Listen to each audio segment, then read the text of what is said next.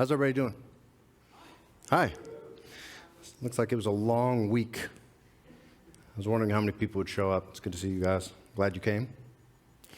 My name's Dimitri, and I came up to have this conversation specifically. I'm from the States. If you couldn't tell by my accent, I know I talk funny. So I want to get a few things out of the way first. I appreciate all of you here in the room, but I also appreciate everyone who's at home. I hope you enjoy this talk. I tried to make it fun, especially at the end of the week where it's been a tough week, probably a lot of technical stuff. You don't have to worry about any of that with me. Now, my employer, Splunk, they kind of frown upon my personal slide decks. This one's mine, not theirs. So don't judge Splunk based on my poor decisions. So,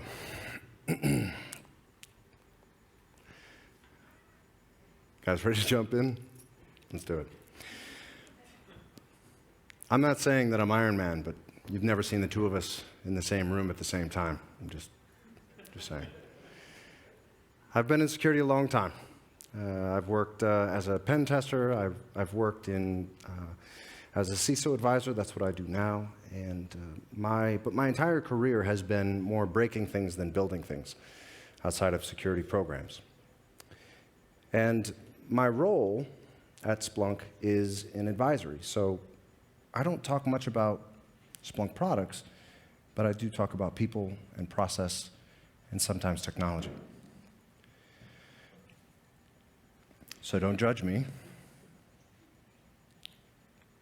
We'll have some fun today. Okay. Now, the goal of every program is to have a well-balanced SOC. And I will tell you that that's a rare occurrence.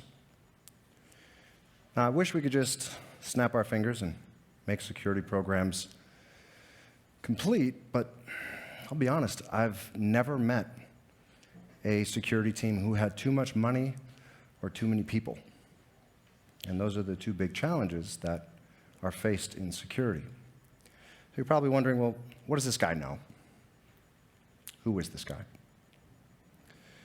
Well, pen testing gave me a lot of insight into the technical side of how security programs operate. But my day-to-day role as a global resource is to help customers understand this is what your program looks like. This is what it looks like compared to others in your vertical. I understand what their program looks like and then what their goal looks like, and then map that. So in my career, I've seen hundreds of security programs. I've built dozens of security programs. And unfortunately, a lot of folks who work in security, they don't have that level of visibility. They know the program they're building now, and they might have done 2 more before that. But it's still a very limited view. Now, I know you might have some strong opinions. Don't yell at me or throw things at me. If you want to discuss, we can certainly talk after the talk. I'll be around. But I might say some things that some people disagree with. So there is a maturity of security programs, and I'm going to get into that. But at the end of the day, they're really broken down into 3 things. Now, before I continue, I'm going to test you. Anyone know what this is? What is this right here? No? I bet my Marvel nerds at home really appreciate this. So this is called a fastball special. That's Colossus. He can throw Wolverine at 354 kilometers per hour. Can you imagine those claws coming at you at that speed? Crazy. So why did I choose this for this talk? Because we're talking about people. We're talking about technology. And because this has a name, It's the only thing I could find in Marvel that was a process that was used multiple times between two people. This is a process called fastball special. So, that's what our conversation is going to be around today. I've broken it into people, process, and tech. Now, before I continue,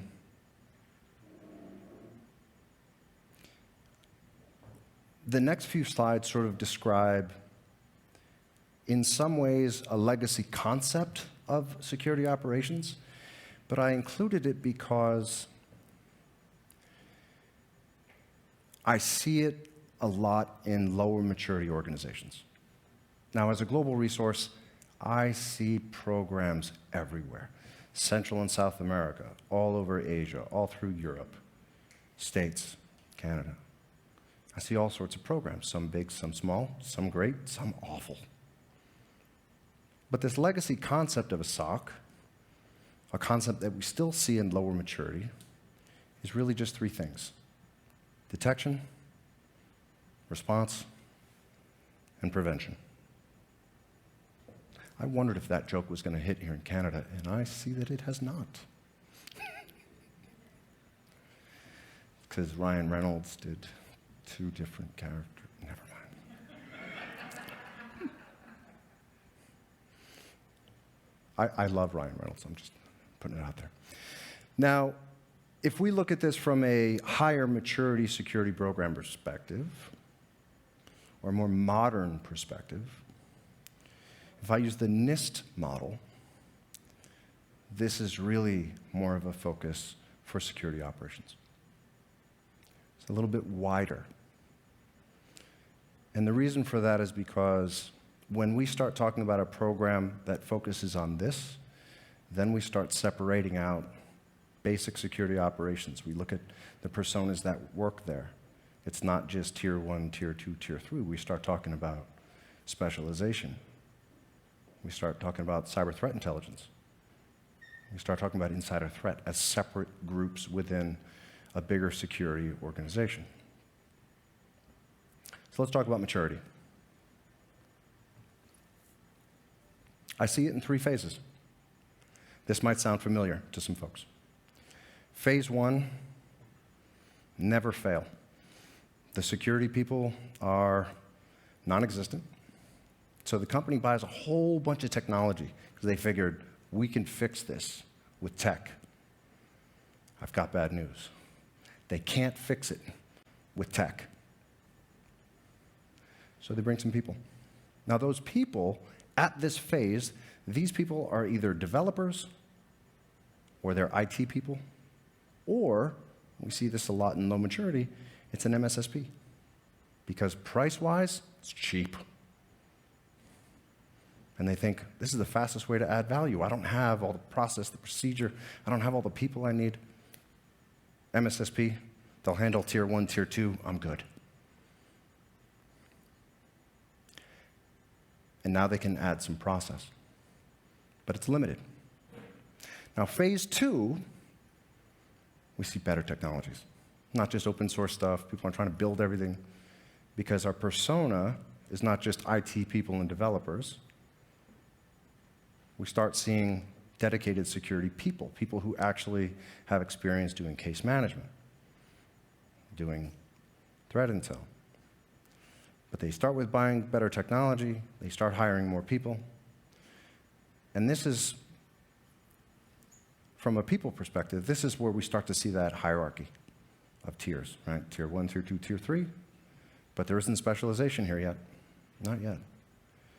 But now that they've got a whole bunch of products, and they've got some people, well, you need to add more process. You can't have process without product or people. It's just the way it is. Now, phase 3, we see consolidation. I see a lot of programs who are using loads of tools, a lot of overlap, a lot of similar functionality. They're buying products that are actually just features for other products. I see that all the time. But then they start to hire specialists. What kind of specialists could they be hiring at this point? Well, Could be malware specialists. Think about it. Every breach starts with either some form of malware or phishing. So focus specialization based on the things that are most common, the way that breaches happen.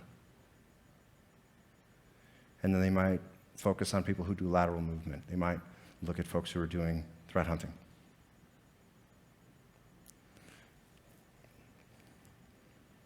And then they add automation. Okay, so let's pretend you're starting your first program. Don't try to boil the ocean. Start with basics. Define a charter. What is the charter? And that's important because as you're building a program, you have to go to the business and say, this is what we're doing. This is our charter. If you want us to do more than this, we need more money and more people. I wanted to see if I would catch anybody with that. Nobody? Nothing. Okay. All right. Next up, let's talk about people. Now, people are the basis for security operations. Period and stop. So, of course, I'm going to say hire smart people. And that's a really easy thing to say. Words come right out. What are the skills they need? Well, let's break that down. So if we look at, let's say, soft skills. What do soft skills need to look like? We all have this sort of expectation of the security nerd. He's really salty, angry, pretty much describes most of my friends. They're not good at this stuff, communication, hugs, stuff like that. But this is important. If I look at the security programs, the big financial security programs, the very high maturity security programs, these are prerequisites. That's cool if you're technical, but hey, if you can't communicate, we have a problem. That's not going to scale. So you have to have soft skills. What else? Well, you're going to need some senior folks, those old salty people with gray beards.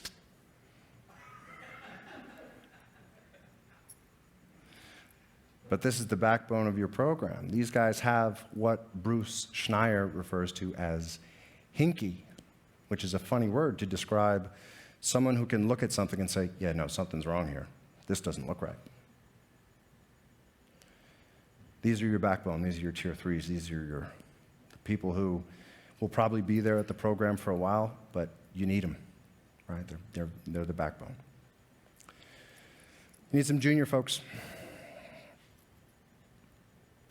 There's a couple things on here that I think are more important than others. I don't put as much value into coding and scripting at this point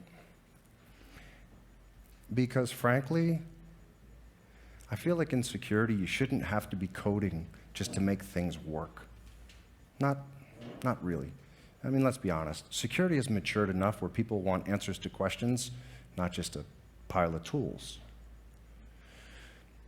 But command line, familiarity, computer networking, curiosity, all critical. Then there's outsourcing. Okay, so I'll explain this joke. Disney owns Marvel. Right? They also own the Star Wars franchise. So these are different, but same.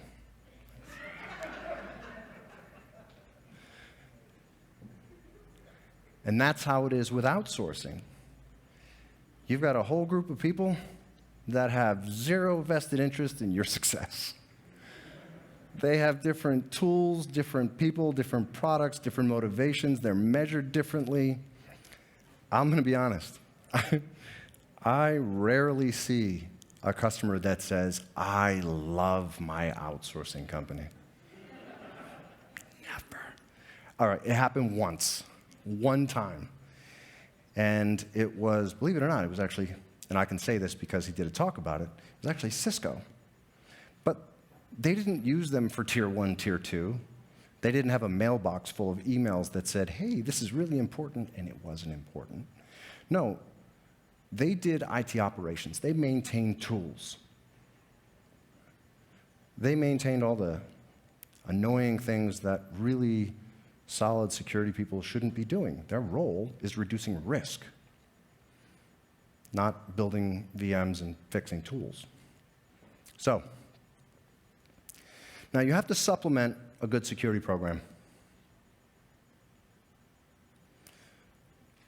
And these are sort of skills that not everyone has, but you should have them somewhere in a security program as you mature. And I know, I hear it every time, oh, hiring is tough, everybody's quitting, everyone wants to work for Google. So, I wish they would call me back. But, this is the best way. Hire straight out of college. And they don't need some big, crazy master's degree in computer science. No, they need curiosity, they need communication skills. You can teach them all the awesome stuff. And if you get them, then your attrition rate won't be crazy. It won't, because you'll be training them and they'll be showing you value. So, I put this up. I updated this today. I don't work for SANS, but if you were going through a set of training courses to help sort of either build your own skill set, or you're running a security operations program and you want to offer courses to your people to make them better, this is how I would do it. And I did it in 3 stages.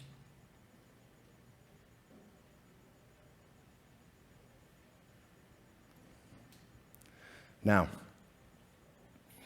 I'm sure that you all are top dogs in security, especially you. I can see it.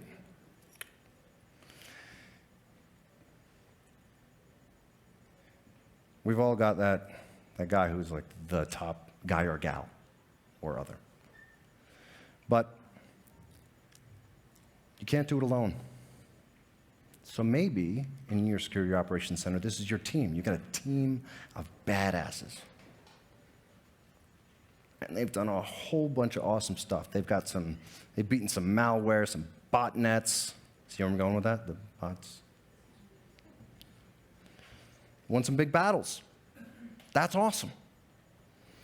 But the reality is this. These are the real bad guys. They are. I've had a number of conversations with C-level executives who say, well, we haven't been breached. And I try so hard to not laugh. Because you have to start with the assumption that you're breached. You just got to find it. And the good news is, if you find it, and you don't get fired, if you find it, you'll also find budget to mature your program. And unfortunately, I've seen it over and over, where the wallet opens only when there's really bad news. But the opponents out there, they're tough. You know, if we look at outside of the standard set of threats, they're tough.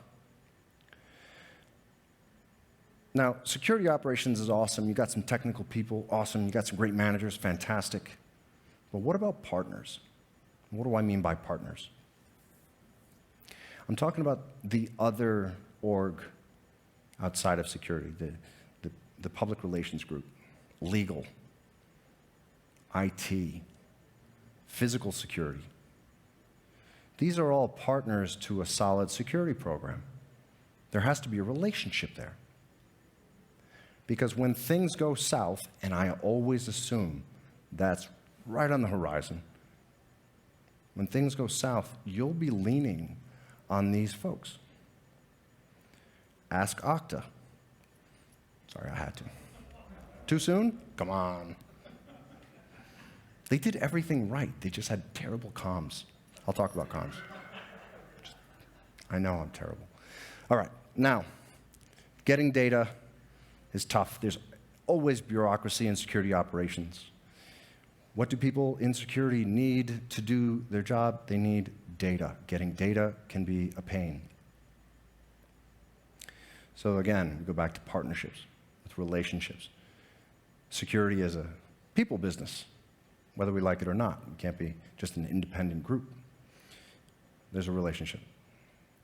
Because at the end of the day, security is about reducing risk to the business. And that's a big difference, risk to the business. I meet a lot of folks who are so focused on IT risk, but they don't stop to think, well, how do we make money here? Maybe we should protect that. Now, escalation, always a fun conversation when legal shows up. I don't know that from experience. Yes, I do. But you'll want to have those relationships for those escalations. All right. All this is a deck of cards, right? House of cards. They all rely on each other. So let's talk about funding. It's always a fun one. Find the breach. That's always the best way to get funding. It's a little difficult sometimes because if you're up against someone who's really good, there's your challenge. But like I said before, I've never seen a security program with too many people and too much money. So how does security actually fund a lot of the initiatives required? Because remember, the board owns it. The CISO manages it. And that's the person who has to sort of drive the funding. So again, we go back to relationships with partnerships. HR is a great one. Getting money from auditing. Compliance, oh, that made things a lot easier for us to get budget. But there should be shared interest among these groups. Let's talk about process. Fastball special, remember that. Fastball special. Okay, I like this slide because it made me laugh. These are standard builds in AWS of Linux. Standard builds. Okay. The wonderful thing about standards is there's so many of them to choose from. Now, I'm talking about this, I'm going to go into it more, but I'm talking about this because standards is a bigger conversation. You're building a security program, you need to define expectations. Expectations for what employees do, expectations for vendors. But it goes further than that. We also start talking about policies for builds of OSs, patches, what's allowed on the network. What is acceptable use? If it's not defined, don't look at your proxy logs, ever. Because people use their work laptops for all sorts of things. Standards for passwords. And especially, and this kills me, especially when we start talking about cloud. Because the developers love to just go, you know what, getting hardware is really tough. I'm just going to go stand something up. And they just happen to be using production data. What are you doing? Because they're not adhering to the policies. And unless the policy says you can't do that, then there's no recourse. It has to be understood. These are the policies for a reason. We're protecting the business. Standards. They evolve over time. So it's important to set them up front, but they're a living thing. They evolve over time. That's on purpose. They have to be up to date. All right. Remember when I said start with we've been breached? That's important. You can't assume you're not. So let's talk about what that looks like from a process perspective. Now, I'm going to say this because I've seen it a lot recently, and that's why it's really big. Use out-of-band comms. Establish this ahead of time. What do I mean by that? I had to do a breach response, and the attackers had the email server and the Slack server.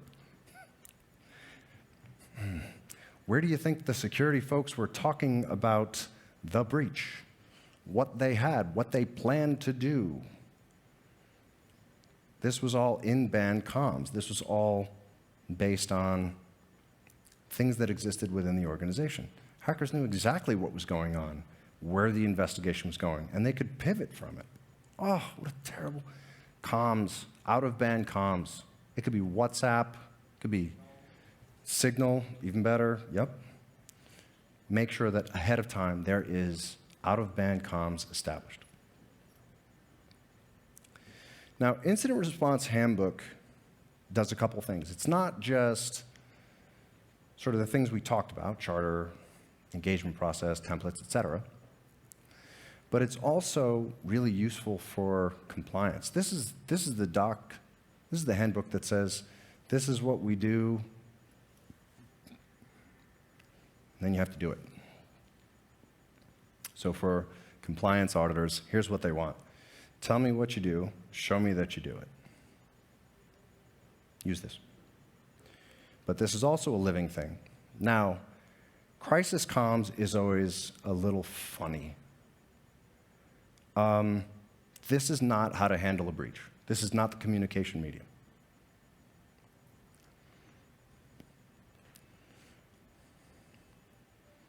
This is. Have templates. Have a defined set of criteria. What is happening, keep it clear, concise, and this may be something that's done out of band as well.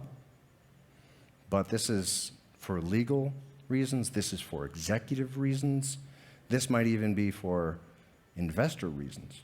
You want to keep it really clear and concise. Now, threat-based monitoring plan. Anyone read the Verizon DBIR each year? Data Breach Investigation Report. It's phenomenal. I love it. I don't need Ambien on those nights. I can just read that and knock out. But what I glean from it before I fall asleep is simply this. It breaks down by vertical what the attacks looked like over the last year, all the investigations they'd done. That's incredible. I wish people used it more, because think about it. If you're in financial, imagine if there was a document that was published every year that had a list of the most common ways that finance was breached, maybe a great way to prioritize your defenses. But people don't do it a lot of times, and I've asked questions. What's the most important thing here? What are you defending from? Yeah. Everything wrong. If everything, that means nothing. Right? What's important to the business? Everything. So, define your playbooks. And here's what I mean by that. Here's the methodology for playbook development. What are you trying to protect? I ask this question all the time. What are you trying to protect? Is there a specific application, specific segment of the network, specific area, specific people? What are you trying to protect? And from whom? We go back to the Verizon DBIR. So, playbooks are really, really useful because they help define, if I have this sort of incident, these are the things I have to do. These are the searches, this is the responses, all of it. And this is important, especially as a program matures. It's important because there's sort of this tribal knowledge that happens in low maturity orgs, and as they grow, they start getting documented. And once you have a documented set of procedures, well, then you can automate them. But and I've seen it a lot, I go see a customer who doesn't have playbooks defined, standards, policies, procedures defined, automation is impossible. They ask me, well, what would you automate? I have no idea what you should automate. So there's a process. Now, I pulled this. It's an old screenshot, but I'm really excited about the content that we've seen out recently. And by content, I mean, if we look at Log4j, how many companies put out for their SIM tools, endpoint tools, whatever? How much threat data came out for it and quickly? And that's important because if we look at traditionally the SIM market, it's just a lot of low fidelity noise that was offered. Nothing was relevant to today's threats. But that's changing. And the content, and this has me really excited, is all being tied back to frameworks that are really valuable, like MITRE, like the kill chain. Make it relevant. And I put this up here. If you're not a Splunk customer and we have a really cool tool, it's free, download it. And it maps based on what's in your environment. It maps out what detections, what gaps are in your detections, and it ties it all back to MITRE. It's very cool. It's one of the steps I recommend when I see customers. Where are your gaps? Let's figure it out. So let's talk tech. Understand your environment. Let's have some fun. Who has an up-to-date CMDB? Nobody? Nope, not a single. Anybody at home? No. It's okay. I've only seen 2 companies, and the second one was last Friday. I'm serious. And the first one, somebody asked me yesterday, oh, but they were a really small company. Yeah, 5 assets, 5 people, CMDB, done. No, it wasn't. The first one was GE. They had an army of people whose only responsibility was maintaining a CMDB. What's a CMDB? Well, it's your inventory. How can you protect something if you don't know it's there? Let me tell you, I was a pen tester. I knew everybody's network. I used SNMP traps. I would attack their syslog servers, because why would you send syslog to something if it wasn't valuable? But most people don't know their environment. They don't know what's important. I'll give you a little nugget. What I recommend to customers: do a scan of your entire network. Look for databases, email servers, and file stores. Those are the 3. Those are your P1s. Start there. If you can't protect everything, protect the things that are most important. Those are higher business value assets. And with that CMDB, because let's be honest, if I look at a CMDB, if I look at an asset and inventory list, which of the frameworks recommends you have an asset, identity, and application list? Yeah, any of them that are worth their salt. All of them are saying, you need to do this, and everyone goes, yeah, no, of course, yeah, we should do that. Nobody does it. It's a hard problem to solve. But it's the basis for a security program. It gives you insight into what's actually out there and what you need to protect. And with the asset list, also having an identity list, understanding the business risk that each person has. Let me tell you, the laptop that's over there, those guys can keep it. Splunk will be fine.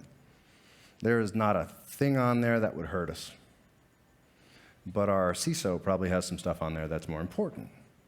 What's worse, his executive assistant has access to the CISO's laptop, email, all files, and 3 other executives.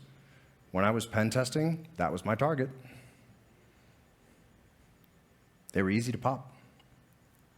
And they had access to privileged information. So understand your users. And when we talk about privileged access, we're not just talking about the IT people, the help desk people, security people. We're also talking about the executives and the people who have access to important information. Developers are privileged. They have access to data that they're probably using for development, and often that's production. Asset Center, same thing. CMDB, understand what's there, very important. Because once you know what's there, then you can start mapping out what it does. What is it doing? What are the people doing? What are these assets doing? Is this normal? You can't do it unless you know what's out there. And take advantage of really the tools that are going to offer at-a-glance information. So one of the things that I rarely see, and actually I have a slide coming up about it.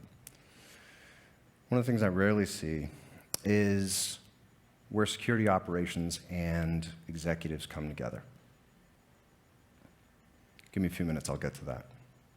I want to cover something else really quickly, and it's something that I'm seeing in the industry that is being embraced more at the high maturity side, and it's simply this. Detect and respond, we think of that as being two separate things. Why? Because the SIEM market came up before the SOAR market. SOAR is a feature. It's not a product. It should never have been a product. It's a feature. So we're seeing consolidation. So thinking of security operations as just a simple detect and respond, when we look at tools, detect and respond, there's going to be a lot of overlap there. So we're seeing a consolidation, and it's not just SIEM, it's not just SOAR, it's also ML, it's also case management. We're seeing all this consolidating. Microsoft's doing it, Google's doing it, everybody's doing it. And that's good for consumers, because now you don't need 19 different tools to do the basic operations of security. In my opinion, that's sort of like SIEM 5.0. That's where the market's going. Now, AI is a term you use when you're trying to get VC funding. ML is when you're marketing an actual product. For the rest of it, it's math. That's it. It's just math. Now, ML has its place. It's not, and it's never been, but maybe it will be the greatest thing since sliced bread. And there was a lot of fear in the past. Oh, it's going to replace people. It's not. Trust me. I've seen what MIT is doing. We've got a long way to go. But there's value in machine learning. There's value in math.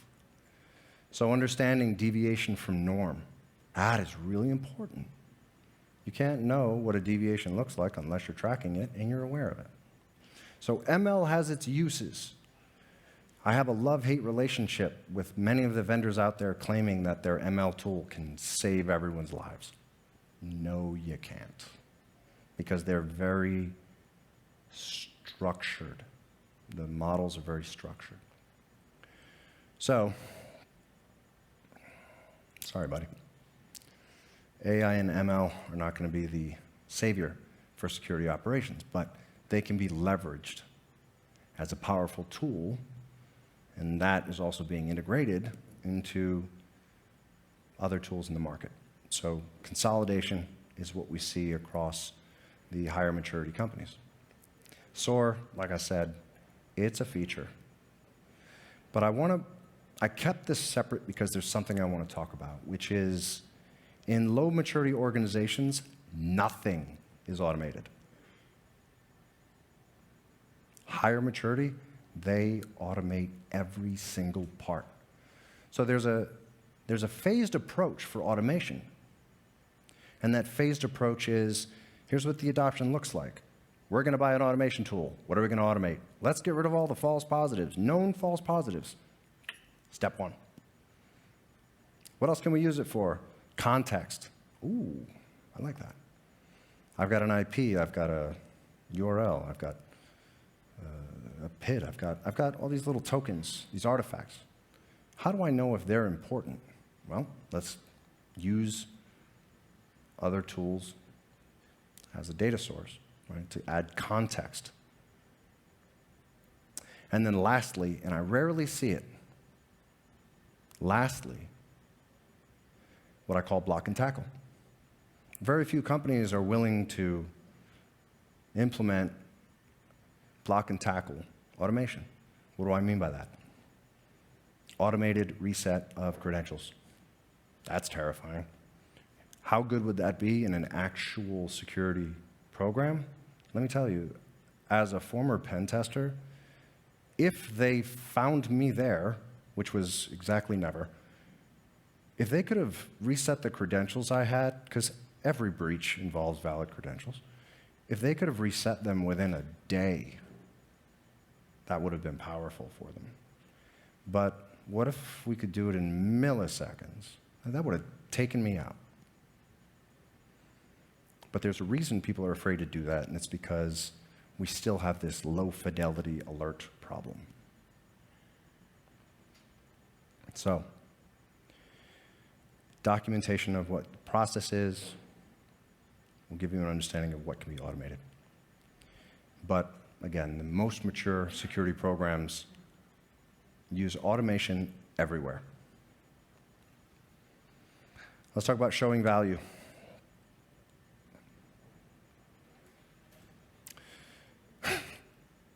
I wish more companies were tracking true KPIs. Mean time to detection, mean time to response. Very few are. So it's hard to know if we make an improvement, add another tool, take away a tool, does it actually help us? Has it helped at all? Or does it create more headache, more problems? What about our process? Is the process working or is it not? Should it be changed? Well, without an understanding of what's what, it's impossible. Operational value, and it goes right back to what's my charter.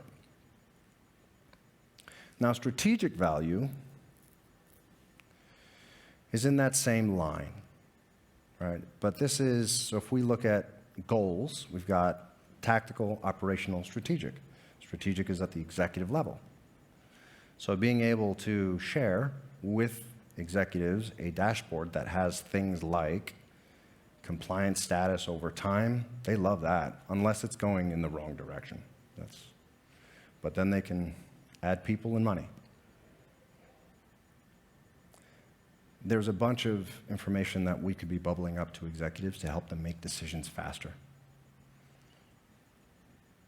So strategic value in security operations is critical. We can't just be an island unto ourselves. Now, security in the community, to me, is also really important. So participating in even something like this, doing a talk about what's working for you, sharing threat data, showcasing the security operations that you're doing. We're all in this together. We're not doing it alone, but we act like fish bowls. We're afraid to share our toys. But I truly believe that if we're going to make the world a safer place from a digital perspective, we have to focus more on community. And with the things I just talked about, the goal there is a lot of this can help you define a balanced SOC between people, process, and technology. So I just want to say merci. Thank you for coming.